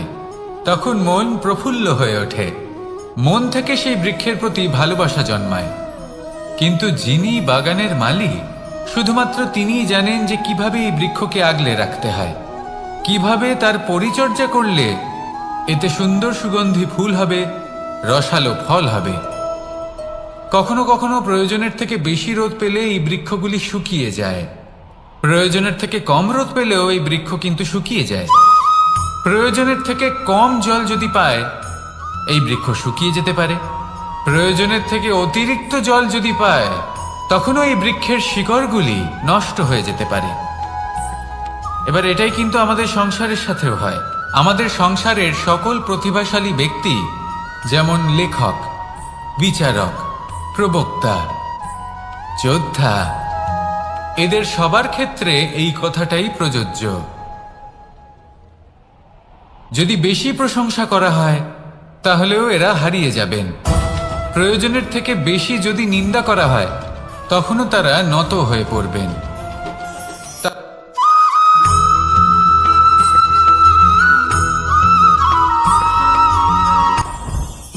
জীবনে কিছু শেখা অত্যন্ত গুরুত্বপূর্ণ। এবার কি কি শিখতে হবে সেই সব শেখানোর জন্য অনেক শিক্ষক রয়েছেন, কিন্তু কি শিখবেন না আর কি করবেন না এটা আমাদের নিজের অভিজ্ঞতা দিয়ে শিখতে হয়। কিন্তু তার মানে এটা নয় যে যদি আপনাকে শিখতে হয় যে আগুনের তাপ কতটা, আপনাকে আগুনের মধ্যে হাত দিতে হবে। না, অন্য কারোর অভিজ্ঞতা দ্বারাও শিখতে পারেন। প্রশ্ন শুধুমাত্র একটাই যে আপনি কি শিখতে চান নাকি চান না। যদি আপনি এটাই ভাবেন যে আমি শুধুই নিজের অভিজ্ঞতা দ্বারাই শিখতে চাই, তাহলে জীবনকাল ছোট মনে হবে, অনেক কিছুই শিখতে পারবেন না। তাই নিজের সাথে সাথে বড়দের অভিজ্ঞতা দ্বারাও শেখা শুরু করে দিন, এই সংসারের অভিজ্ঞতা দ্বারা শিখতে শুরু করে দিন। আর এটা নিশ্চিত রূপে শেখা আবশ্যক যে কখন কি করবেন না, কোথায় থামতে হবে আর কোথায় থামবেন না। তাহলে আসুন আর আমার সাথে ভালোবেসে বলুন, রাধা রাধা।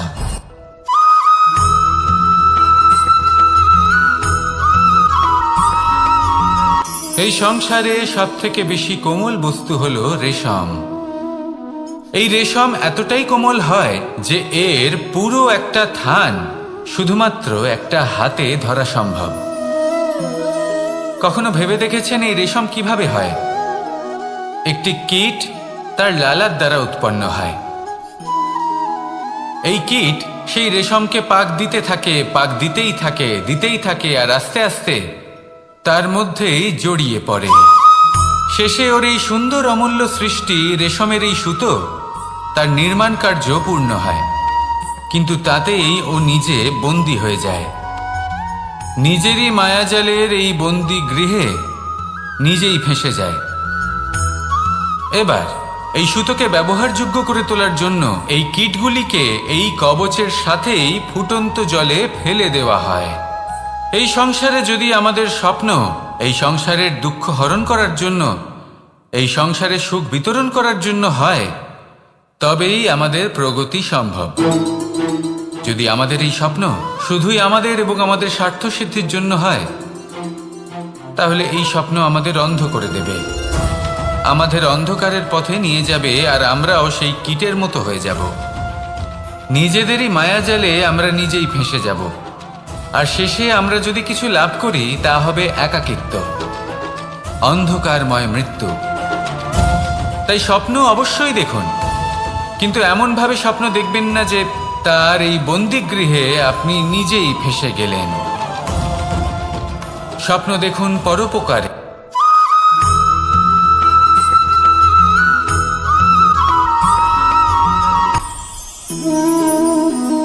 শক্তি এক অত্যন্ত বিচিত্র বস্তু, বা বলতে পারেন অনুভূতি।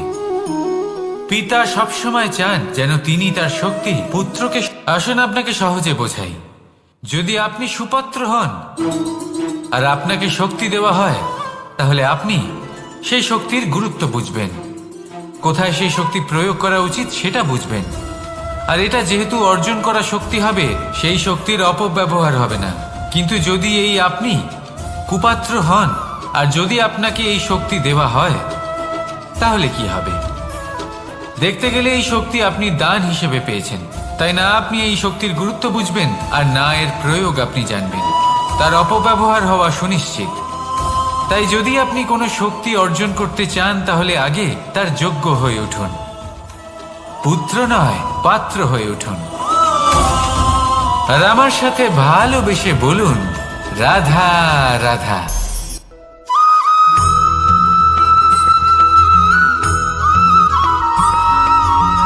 এই সংসারে প্রত্যেক মানুষ এটাই চান যে তিনি যেন ধনবান হন, আর্থিক অবস্থা তার ভালো থাকে, ওনার বাড়িতে লক্ষ্মীর আগমন হয়।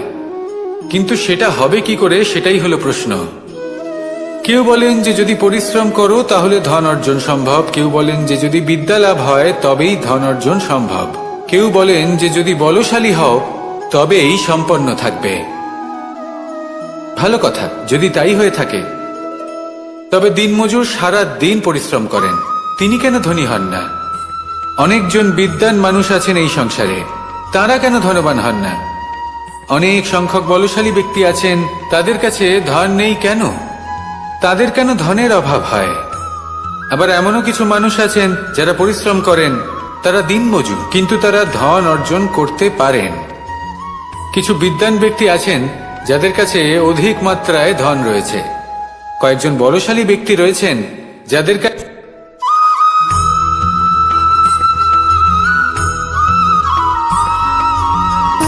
সুখ, দুঃখ এবং শক্তি, এই তিন হলো এই সংসারের ত্রিদেবের মতো। আমাদের জীবনে যা কিছু ঘটছে এই তিনটির ভিত্তির উপরেই হচ্ছে। আসলে এই সংসারের একটা নিয়ম আছে, যখনই আপনি কিছু লাভ করেন, এই সংসার আপনার পরীক্ষা নেয়। এটা জানার জন্য আপনার পরীক্ষা নেয় যে আপনি যা কিছুই লাভ করেছেন, আপনি কি আদৌ সেটার যোগ্য কিনা। ঠিক সেইভাবেই এই সুখ, দুঃখ এবং শক্তি আপনার পরীক্ষা নিয়ে থাকে। যখন সুখ আসে তখন সে আপনার পরীক্ষা নেয় যে আপনার মধ্যে অহংবোধ জাগ্রত হয়নি তো। যদি অহংবোধ চলে আসে তাহলে সুখ সেখানেই সঙ্গ ত্যাগ করে। দুঃখ আপনার ধৈর্যের পরীক্ষা নিতে থাকে, আর যদি আপনার মধ্যে ধৈর্য না থাকে তাহলে এটা আপনাকে আরো বেশি দুঃখের গভীর অন্ধকারে ঠেলে দেবে। সেখানে শক্তি পরীক্ষা নেয় আপনার বিনম্রতার। যদি আপনি বিনম্র না হন, তাহলে হয় এই শক্তি আপনার সঙ্গ ত্যাগ করবে, নয় এই শক্তি বিনম্রতার অভাবে আপনার পতনের কারণ হতে পারে। এই সংসারে যে কোনো ব্যক্তি যিনি এই পরীক্ষায় উত্তীর্ণ হয়ে থাকেন, এই জীবনে তিনি সাফল্য লাভ করেন। আসুন আমার সাথে ভালোবেসে বলুন, রাধা রাধা।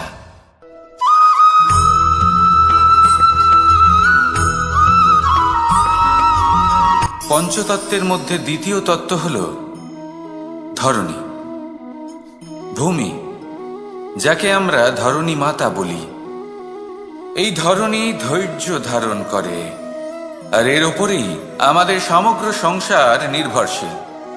কারণ এই ভূমি সহ্য ক্ষমতা রাখে, এর সহ্য ক্ষমতা হল অপরিসীম। সন্তান যতই আঘাত প্রদান করুক না কেন, প্রেম পূর্বক সহ্য করে, আর তার বদলে অমূল্য রত্ন প্রদান করে। সন্তান যদি হাল চালায় তাহলে তার বদলে তাকে অন্ন প্রদান করে। এটাই হলো ধরনী। এবার এর থেকে আমরা কি শিক্ষা পেতে পারি? এটাই যে কারোর জন্য কিছু করা বা কাউকে কিছু দেওয়া মনে কোনো কামনা ছাড়াই। আর এই কথাটা বুঝে যান, যদি কারোর জন্য কামনা না রেখে বা কোনো পাওয়ার আশা না রেখে কারোর জন্য কিছু করেন বা কারোকে কিছু দেন, যদি এটা আপনি শিখতে পারেন তবে আপনি ভালোবাসতে শিখে গেছেন। আর সেই জন্যই এই ধরিত্রীকে মাতা বলা হয়। কারণ মাতা শুধু উনি নন যিনি গর্ভে সন্তানকে ধারণ করেন, মাতা তো উনিও যিনি জীবন বাঁচতে শেখান, যিনি জীবন বাঁচার উদাহরণ প্রদান করেন। তাহলে ধরনীর থেকে এই নিঃস্বার্থ ভাব শিখুন, নিঃস্বার্থ ভালোবাসা শিখুন, আর এই ভালোবাসার সাথেই বলুন রাধা রাধা।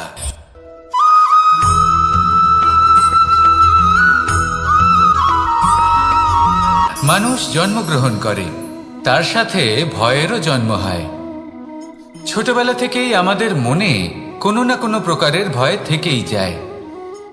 কেউ এই বিষয়ে ভয় পায় যে তার কোনো বস্তু তার থেকে দূরে চলে যাবে, কেউ এই বিষয়ে ভয় পায় যে আমি নিজেকে হারিয়ে ফেলব, কেউ এই ভেবে ভয় পায় যে আমার প্রিয়জনেরা তারা যেন আমার থেকে দূরে না চলে যায়, কেউ এই ভেবে ভয় পায় যে আমরা যেন পথ না হারিয়ে ফেলি, আদি ইত্যাদি। কিন্তু সত্যি কথা বলতে ভেবে দেখুন এই ভয় বাস্তবে কি? শুধুই একটা মনস্থিতি, আর কিছুই নয়। যা কিছু আপনি জীবনে পেয়েছেন তা একদিন আপনাকে হারাতে হবে। এই জীবন হলো আপনারই, কিন্তু তাও একদিন সমাপ্ত হবে। তাই ভয় পেয়ে কি লাভ?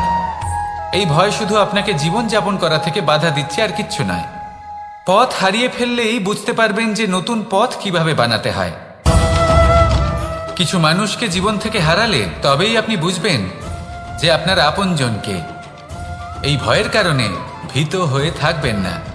এই তারা নক্ষত্র অন্ধকারের অভাবে গুরুত্ব হারায়। শিবকেও মহাদেব হওয়ার জন্য বিষপান করতে হয়েছিল। প্রত্যেক পরিস্থিতি, প্রত্যেক সাফল্য আপনার পরীক্ষা নেবে, তাতে উত্তীর্ণ হওয়া হলো আপনার কর্ম। যখনই আপনি ভয় পাবেন বা সংকটের সম্মুখীন হবেন, তখন সাহসের সাথে তার সম্মুখীন হন। মনে রাখবেন, যে সম্মুখীন হতে জানে সাফল্য তার সাথে সবসময় থাকে। আসুন আর আমার সাথে ভালোবেসে বলুন রাধা রাধা।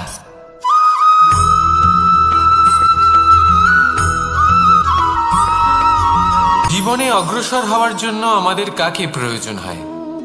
মাতা পিতা, বন্ধু, প্রেম, সাহায্য, অর্থ, পরিশ্রম, আশা।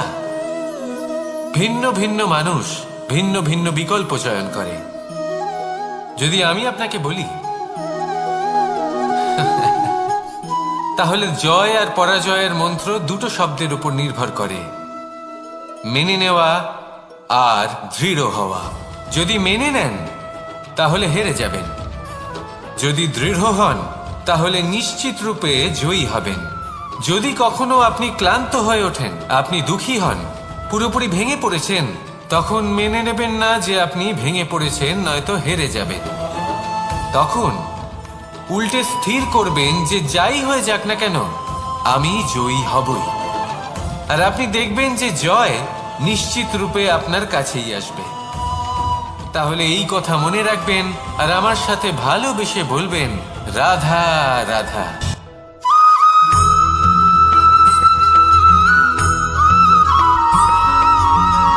এই সংসারে কোনো বস্তু হোক বা ব্যক্তি হোক, তার একার গুরুত্ব কিন্তু খুব বেশি নয়। একটা উদাহরণ হিসেবে বৃষ্টির ফোঁটাকে ভেবে দেখুন। যদি একটি বৃষ্টির ফোঁটা হয় তাহলে তার খুব বেশি গুরুত্ব থাকে না, কিন্তু যখন সহস্র বৃষ্টির ফোঁটা মেঘের মধ্যে দিয়ে ঝরে পড়ে, তখন সেটা বর্ষার রূপ ধারণ করে। সেই বর্ষা যা এই প্রকৃতিকে শান্ত করে। সেইভাবেই পাথরের ছোট টুকরো, তার খুব বেশি গুরুত্ব থাকে না, কিন্তু যখন অসংখ্য পাথরের টুকরো একত্রিত হয় তখন তা পর্বতের আকার ধারণ করে। সেইভাবেই কিছু মানুষ যখন একত্রিত হন তখন তৈরি হয় পরিবার, কিছু পরিবার যখন একত্রিত হয় তখন তৈরি হয় সমাজ, যখন অনেক সংখ্যক সমাজ একত্রিত হয় তখন তৈরি হয় রাজ্য। এবার এই রাজ্যের সব থেকে গুরুত্বপূর্ণ ব্যক্তি হতে পারেন রাজা, কিন্তু তাও সেই রাজা একা কিছু করতে পারেন না। যুদ্ধ লড়ার সময় তারও নিজের সৈন্যদলকে প্রয়োজন পড়ে। কিন্তু এই সংসারে এমন একজন ব্যক্তি আছেন যিনি একাই সব কাজ করতে থাকেন, এবং সেই ব্যক্তি হলেন মা। আমাদের জীবনে একজন পিতার ভূমিকা কিন্তু নিঃসন্দেহে অমূল্য, কিন্তু আমাদের সকলের জীবনে যে ভূমিকা একজন মায়ের তা অন্য কারোর থাকে না। একজন মা একাই সন্তানকে বড় করতে পারেন, সংস্কারী করে তুলতে পারেন, তার জন্য পরিশ্রম করেন। আর এত কিছু কাজ করার পরেও তার কাজের জন্য তিনি প্রশংসা অবশ্য পান না। উল্টে যদি সেই সন্তান অনুচিত পথে চালিত হয়, অনুচিত কর্ম করে, তখন সেই মাকেই অপবাদের পাত্র হয়ে উঠতে হয়। আমাদের জীবনে মায়ের যোগদান কতটা সেটা বুঝুন। আপনাকে বড় করে তোলার জন্য উনি কতটা পরিশ্রম করেছেন সেটা বুঝুন। আজ থেকে, এখন থেকে, এই মুহূর্ত থেকে মাকে সম্মান করতে শিখুন। যখন সময় পাবেন, যখন সুযোগ হবে, তখন তার প্রশংসা করুন, ওনারও ভালো লাগবে। আর মায়ের এই মমতার জন্য, তার এই ভূমিকার জন্য আসুন সবাই মিলে আমরা তাকে প্রণাম করি, আর সকলে মিলে ভালোবেসে বলি রাধা রাধা।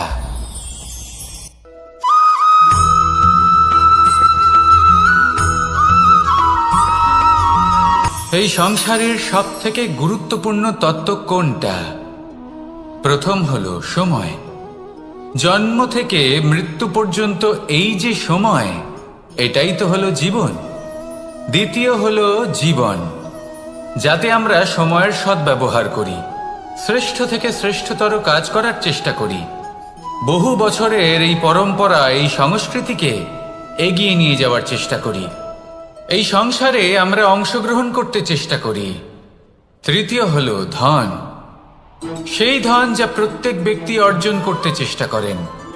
এবার এই তিনটি তত্ত্বের মধ্যে একটা সামঞ্জস্য আছে, সমান ব্যাপার আছে। সে ধনই হোক বা সময় হোক বা হোক জীবন। আর সেই সমান ব্যাপার হলো যে যদি আপনি এটা গণনা করতে থাকেন তাহলে তা কমতে থাকে, যদি আপনি এটা ব্যবহার করেন তাহলে তা বাড়তে থাকে। একে সংগঠিত করে রাখতে চেষ্টা করলে এ হাত থেকে ফসকে যায়, কিন্তু যদি আপনি একে সামলে রাখতে শিখে যান তাহলে এমন কাজ করবেন যাতে সংসারের সাথে সাথে পরবর্তী প্রজন্ম লাভবান হবে। যদি কিছু শিখতে চান তাহলে সামলাতে শিখুন, গণনা করা বা সংগঠিত করা নয়। আসুন আর আমার সাথে ভালোবেসে বলুন রাধা রাধা।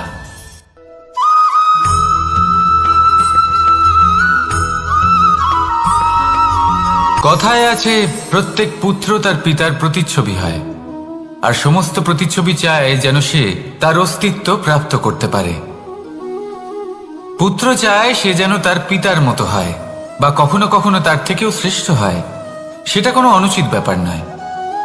অনুচিত তখন হয় যখন পুত্র নিজের পিতার মতো হবার স্বপ্ন পূরণ করতে গিয়ে বা তার থেকেও শ্রেষ্ঠ হওয়ার স্বপ্ন পূরণে অনুচিত পথের আশ্রয় নেয়। কারণ তারপরে সে তার পিতার গুণগুলি আত্মসাৎ করতে চায় না।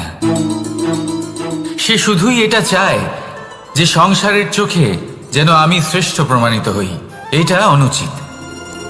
সংসারে এমন অনেক মানুষ আছেন যারা এই কারণে শ্রেষ্ঠ হওয়ার চেষ্টা করেন যাতে তার পরিবারের, তার পিতার সম্মান বৃদ্ধি পায়। এমনও মানুষ থাকেন, আর এটাই হলো পার্থক্য উদ্দেশ্যের। মনে রাখবেন, যদি আপনার উদ্দেশ্য শুভ হয় তাহলে পথও শুভ হবে, যদি আপনার উদ্দেশ্য অশুভ হয় তাহলে পথও অশুভ হবে। তাহলে নিজের পিতার মতো হবার চেষ্টা অবশ্যই করুন, তার থেকেও শ্রেষ্ঠ হওয়ার চেষ্টা অবশ্যই করুন, কিন্তু মনে রাখবেন আপনার সংকল্প আর আপনার উদ্দেশ্য এই দুই শুভ হওয়া উচিত। তাহলে আসুন আর আমার সাথে ভালোবেসে বলুন, রাধা রাধা।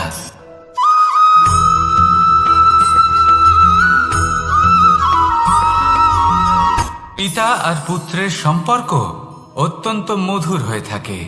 পিতা স্বপ্ন দেখেন, তাকে পূর্ণ করার সকল সম্ভাব্য চেষ্টা করেন, কিন্তু তাও অনেক সময় ওনার স্বপ্ন অপূর্ণ থেকে যায়।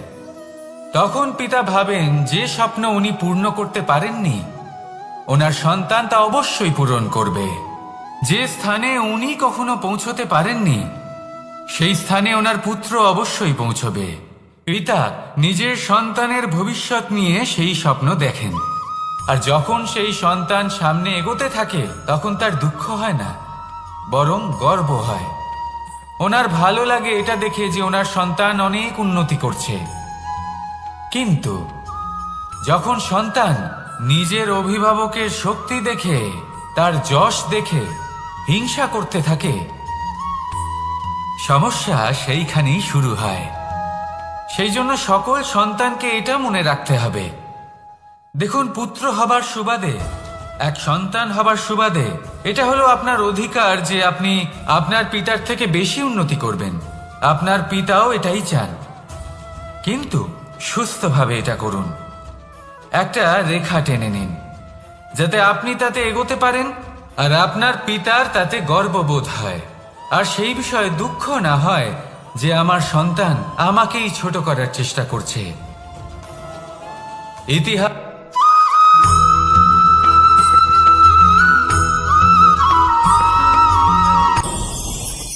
ভয়ের সাথে আমরা সবাই পরিচিত, কষ্ট আমরা সবাই পেয়েছি। কখনো কখনো আমরা অসুস্থ হয়ে পড়ি, আর এমন সময় হলে মাতার মমতা, কখনো বাবার স্নেহ, কখনো বন্ধুদের পাশে থাকার অনুভূতি আমাদের রোগ নিরাময়ে সাহায্য করে। কখনো যদি আমরা নিরাশ হয়ে পড়ি, তখন যদি আমাদের কোনো আপনজন আমাদের দুটো ভালো কথা বলে, তখন আমাদের মনোবল বেড়ে যায়। ঠিক তেমন সংসারের এই রঙ্গমঞ্চে যদি আপনি পীড়িত অনুভব করেন, কিছু শুভ কথা আলোচনা করুন, কিছু স্তুতি গান করুন, কিছু মুহূর্তের জন্য হলেও নিজের ইষ্টদেবের কথা স্মরণ করুন আর প্রার্থনা করুন। সাহস বাড়বে, শক্তিও বৃদ্ধি পাবে এবং সামনে এগিয়ে চলার পথও দেখতে পাবেন। তখন এই মন প্রসন্ন হয়ে বলবে, রাধা রাধা।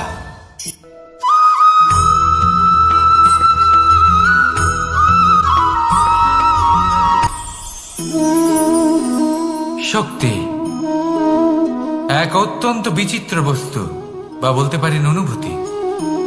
পিতা সবসময় চান যেন তিনি তার শক্তি পুত্রকে। আসুন আপনাকে সহজে বোঝাই। যদি আপনি সুপাত্র হন আর আপনাকে শক্তি দেওয়া হয়, তাহলে আপনি সেই শক্তির গুরুত্ব বুঝবেন, কোথায় সেই শক্তি প্রয়োগ করা উচিত সেটা বুঝবেন।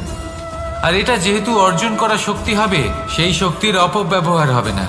কিন্তু যদি এই আপনি কুপাত্র হন আর যদি আপনাকে এই শক্তি দেওয়া হয়, তাহলে কি হবে?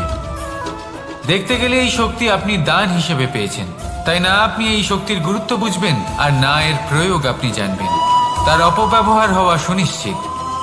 তাই যদি আপনি কোনো শক্তি অর্জন করতে চান, তাহলে আগে তার যোগ্য হয়ে উঠুন, পুত্র নয় পাত্র হয়ে উঠুন। আর আমার সাথে ভালোবেসে বলুন, রাধা রাধা।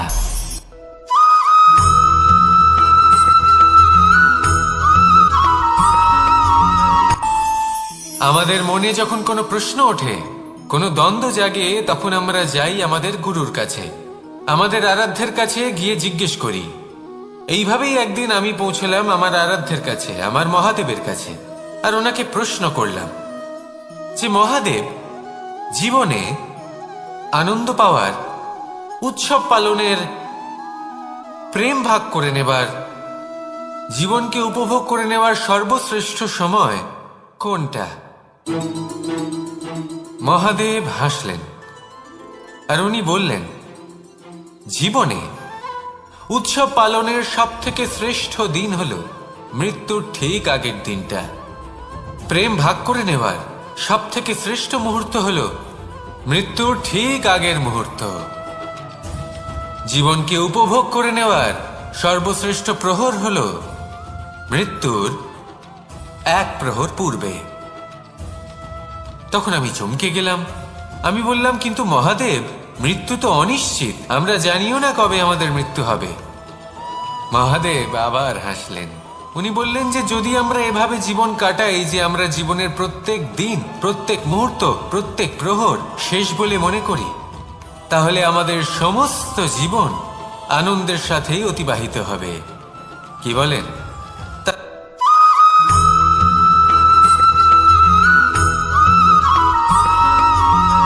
এই সংসারের সব থেকে গুরুত্বপূর্ণ তত্ত্ব কোনটা? প্রথম হলো সময়।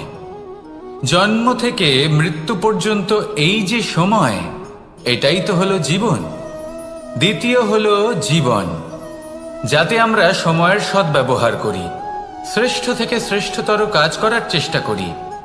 বহু বছরের এই পরম্পরা, এই সংস্কৃতিকে এগিয়ে নিয়ে যাওয়ার চেষ্টা করি। এই সংসারে আমরা অংশগ্রহণ করতে চেষ্টা করি। তৃতীয় হলো ধন, সেই ধন যা প্রত্যেক ব্যক্তি অর্জন করতে চেষ্টা করেন। এবার এই তিনটি তত্ত্বের মধ্যে একটা সামঞ্জস্য আছে, সমান ব্যাপার আছে। সে ধনই হোক বা সময় হোক বা হোক জীবন।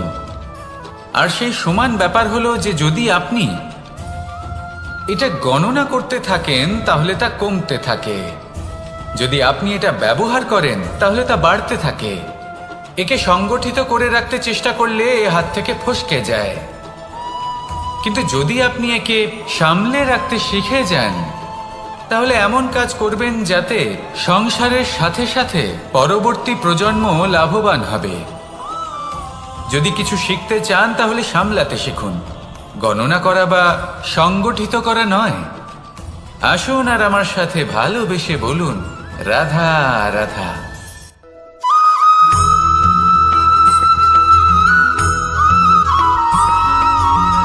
যখন আমরা কোনো বনে প্রবেশ করি তখন এই সবুজ ঘাস দেখে, এই কোমল ঘাস দেখে আমাদের মন প্রফুল্ল হয়ে ওঠে। ভিন্ন ভিন্ন প্রজাতির ফুল, ভিন্ন ভিন্ন রঙের ফুল দেখে এই মন আনন্দে ভরে ওঠে। এখানে শিশুরা আনন্দ লাভ করে, বড়রা ভোজন গ্রহণ করেন, কথাবার্তা বলেন, হাঁটাহাঁটি করে বেড়ান। এবার ভেবে দেখুন, যখন এই উপবনের নির্মাণ হয়েছিল সেই সময় যদি এই মাটিকে সঠিকভাবে খনন না করা হতো, যদি তাতে সঠিকভাবে বীজ রোপণ না করা হতো, যদি কোনো সংঘর্ষ না হতো, পরিশ্রম না করা হতো, যদি চলতে চলতে পায়ে কাঁটা না বিঁধে যেত, তাহলে এই সুন্দর বন দেখে আমরা কি এই আনন্দ লাভ করতে পারতাম? কখনোই নয়। ধরুন কোনো নদীর তটে সুন্দর একটি বন আছে, সেই বনের আনন্দ লাভ করতে গেলে আপনাকে সেই নদী পার করতেই হবে। যদি সুখের নদীর কাছে পৌঁছতে চান তাহলে তটে যে কাঁটা রয়েছে সেগুলোর সাথে সংঘর্ষ করতেই হবে। এই সংসারে যদি আপনি সুখ লাভ করতে চান তাহলে সুখ লাভের এই যাত্রা শুরু করতে হবে সংঘর্ষ দ্বারা। তাহলে সংঘর্ষকে স্বাগত জানান, এর পেছনেই সুখ রয়েছে যা আপনার জন্য অপেক্ষা করছে। এবার হাসুন আর আমার সাথে ভালোবেসে বলুন, রাধা।